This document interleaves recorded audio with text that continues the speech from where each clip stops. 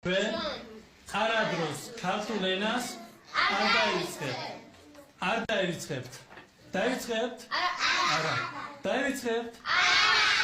როდესაც ირანის ქართველები ემიგრანტად მოიყვანეს ისპაანში, სპარსელებმა ერთი ქართველი ხეზე პირქეთ ჩამოჰკიდეს თავის ქვეშ ცეცხლიანთეს.